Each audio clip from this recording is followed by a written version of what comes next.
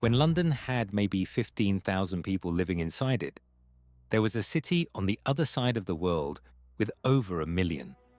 A city so large, so advanced, so ahead of its time, that the engineers who designed it had already solved problems that Europe wouldn't even think about for another 500 years. They built temples that are still standing today, carved from stone so perfectly fitted together that you cannot slide a piece of paper between the blocks. No mortar, no glue, just stone on stone, locked together by weight and precision alone. The people who built this place were not guessing. They knew exactly what they were doing. And then, in what feels like the blink of an eye in history's timeline, it was gone. The million-person city was swallowed by jungle so completely that the outside world forgot it existed for centuries. Explorers who stumbled onto the ruins in the 1800s genuinely thought they had found the remains of some lost civilization, something that no longer had any living descendants, no memory, no record. Just stone temples sticking out of the trees like broken teeth. Here is the part that should bother you. This empire did not fall because of a better army. There was no single great battle where everything changed. No plague swept through and wiped out the population. No earthquake cracked the foundations overnight. The Khmer Empire, one of the most powerful kingdoms Southeast Asia has ever seen, was brought down by a mistake they made in their own backyard. A mistake so quiet, so slow, and so completely invisible until it was way too late, that by the time anyone understood what was happening, the damage was already done. And the worst part, the very thing they were most proud of, the thing that made them rich, that fed their armies, that kept their million-person city alive, that was the exact thing that killed them. So what was the mistake? Stay with me, because the answer is going to change how you think about success itself. Let us start from the beginning. Let us go back to the jungle. Around the year 800, a king named Jayavarman II stood in the middle of what is now Cambodia and made a decision that would echo for centuries. He looked at the land around him, a flat, wet, unpredictable stretch of earth caught between two extremes, a brutal dry season and a brutal wet season. And he decided he was going to beat it. Not just survive it, beat it, control it, reshape it entirely. The Khmer people that followed him were not just farmers, they were engineers. They looked at water the way a chess player looks at a board. Every drop of rain that fell from the sky was a resource. Every river, every stream, every flood was something to be captured, directed, and used. They did not wait for nature. They told nature what to do, and the tool they used to do it. Reservoirs, massive, almost unbelievable reservoirs called Barays. Picture this. You are standing in the middle of a jungle. The air is thick, the trees are enormous, and in front of you is a body of water so wide, so long that you cannot see the other side. Not a lake, not a natural formation, a man-made ocean, dug by human hands, brick by brick, over years and decades of back-breaking work. The West Baray, the biggest of them, was 8 kilometers long and 2 kilometers wide. That is not a pond. That is not a reservoir in the way we think of reservoirs today. That is an inland sea sitting in the middle of a jungle, built by an empire that had figured out something the rest of the world had not. They figured out that water equals rice, and rice equals everything. With their barays full, the Khmer could grow rice not once a year like their neighbors, not twice, 3 times a year, sometimes more, while other kingdoms prayed for good rain and crossed their fingers. Angkor just opened a canal and flooded the fields on schedule. Reliable, predictable, automatic. And that reliability built an empire. At its peak, under the great King Jayavarman VII in the late 1100s and early 1200s, Angkor was extraordinary. The king built over 100 hospitals across the empire. Think about that. 100 hospitals in the 1100s. He built rest houses along the roads so travelers could sleep safely. He commissioned temples so large that today, 800 years later, Angkor Wat is still the biggest religious monument ever built by human hands on the entire planet. The walls of that single temple complex stretch for over 5 kilometers. The wealth was staggering. Traders came from China, from India, from across Southeast Asia. They brought silk and porcelain and spices. They left with rice and gold and stories about a city that seemed too perfect to be real. The rice fed millions. The surplus filled the treasury. The treasury paid for the soldiers, the priests, the architects, the workers who kept the whole machine running. And the machine was enormous. The water system alone covered over 1,000 square kilometers, thousands of canals, hundreds of smaller reservoirs, moats around temples that were not just decorative but functional, connected to the larger network, all feeding into each other, all carefully managed, all perfectly balanced. At least, that was the plan. Here is where the story turns. And this is the part that should make you sit up straight, because this is where the empire started walking toward a cliff without even knowing the cliff was there. The same water system that fed the Khmer was also silently, slowly, quietly becoming a problem. The canals needed constant maintenance. The silt that washed in from the fields during the wet season had to be dug out regularly. The gates had to be checked. The walls had to be reinforced. The channels had to be kept clear. This was not optional. This was not something you could skip for a few years and catch up on later. The system was so large and so complex that if you stopped maintaining any part of it, the consequences spread fast. And maintaining something that stretched across 1,000 square kilometers required an army. Not an army with weapons, an army of workers, thousands of them, every single year, year after year, without stopping. For a long time, they managed it. The good times made it easy. The rice harvests were massive. The population grew. More workers, more maintenance, more food, more workers. A cycle that fed itself. But then something changed. Something no engineer could have planned for. Something that would have broken any system, no matter how smart or how large. The weather shifted. Scientists studying ancient tree rings and lake sediments have found the evidence. Sometime in the 1300s and into the 1400s, the climate around Angkor began to go wrong. Not wrong in a small, manageable way. Wrong in a catastrophic, back-to-back, impossible-to-absorb way. First came the drought. Not a bad dry season, a real drought. Years of it. The Barays, those massive man-made oceans, began to drop. The canals that depended on them ran thin. The fields that normally got 3 harvests a year started getting 2, then 1.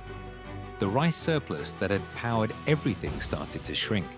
And with it, the money, the workers, the maintenance crews, all of it began to contract. But the drought alone did not end the empire. If it had just been drought, they might have survived.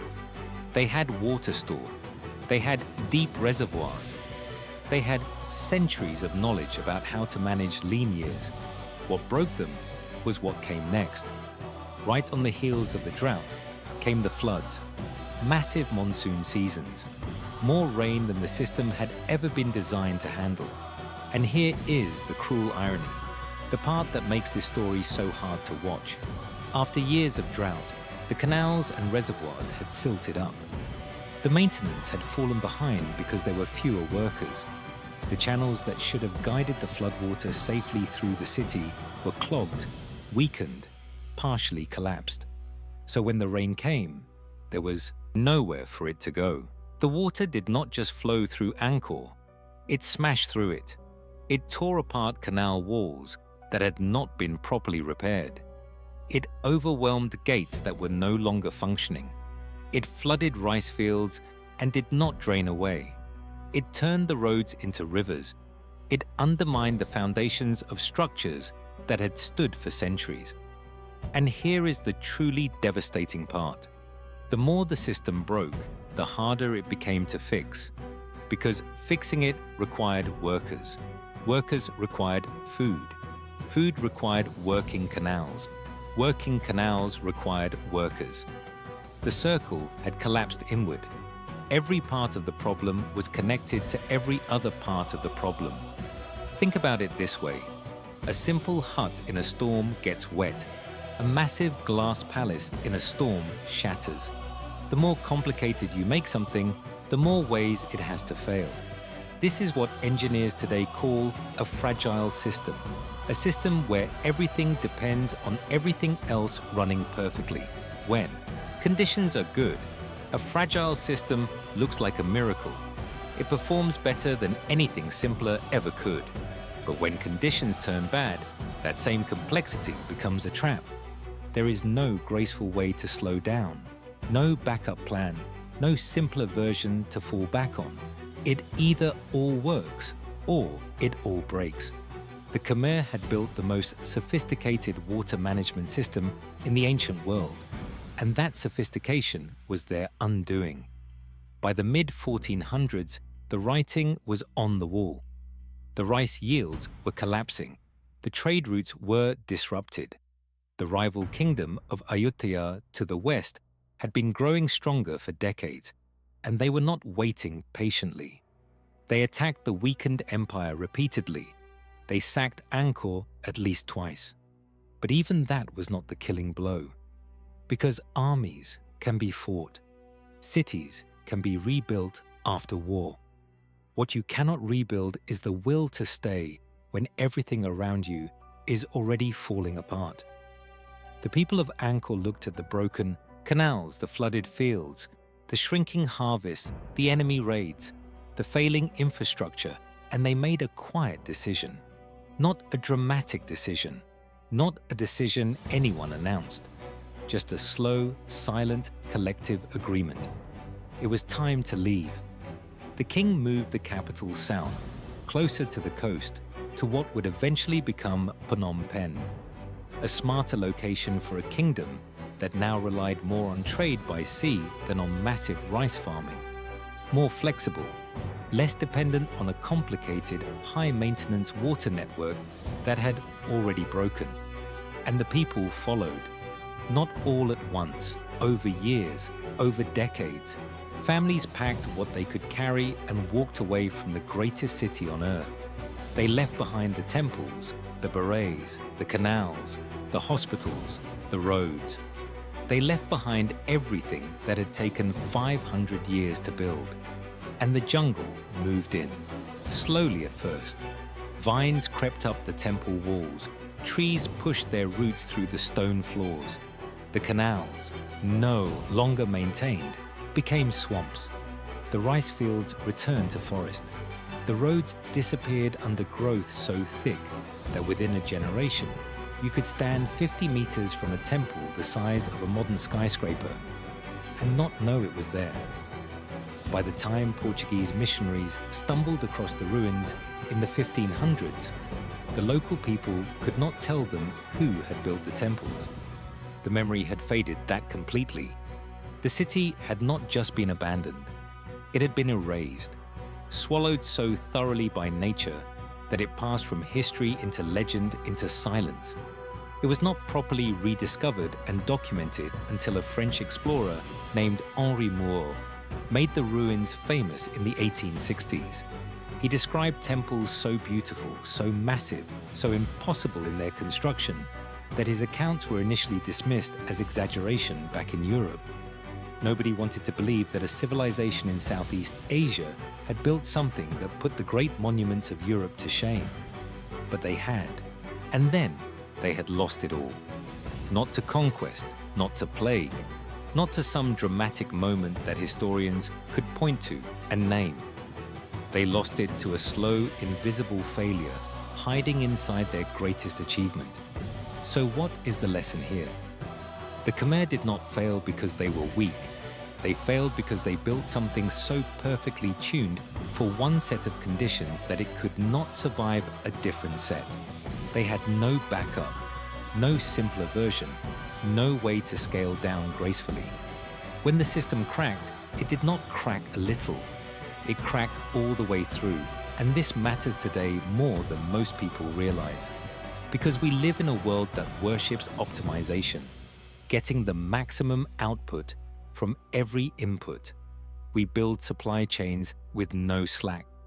We build careers and businesses and systems that only work when everything goes according to plan. The Khmer did the same thing, and for 500 years, it worked perfectly, right up until it did not. The greatest systems, the greatest empires, the greatest lives, are not the ones that are most perfectly tuned. They are the ones that can absorb a punch, that have room to bend without breaking, that are strong enough to survive not just the good years, but the bad ones. Because somewhere in your own life, in your work, in the things you depend on, there is a canal that has been slowly filling with silt. There is a gate that has not been properly checked. There is a part of your success that you have been treating as permanent when it is actually fragile. And the flood is coming. It always comes. The question is whether your system is built to handle it. Angkor is still there, you know. 800 years later, the temples are still standing. The jungle had to be pushed back, but the stone did not crumble.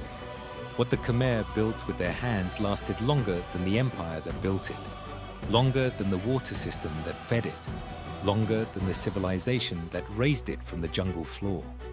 Build things that last even when everything around them falls apart. If this is the kind of history that keeps you up at night, subscribe, because there is a lot more where this came from.